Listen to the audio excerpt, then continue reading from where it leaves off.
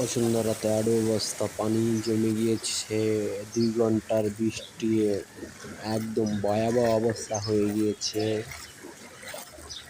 আপনাদের মাঝে এই মুহূর্তে দেখাচ্ছি। এই যে দেখেন কত পানি। 2 ঘন্টার বৃষ্টি পুরা বসুন্ধরা তলিয়ে গিয়েছে। সিএনজি পর্যন্ত ডুবে যায়, মানুষ তো হাঁটতেই পারে না, এমন অবস্থা রোডের। এই যে দেখেন মেন রোডের অবস্থা, ভয়াবহ অবস্থা। আমরা এখানে আছি আই ব্লক 4 নম্বর রোডের মাথায়। দেখেন কি অবস্থা, পানি, শুধু পানি।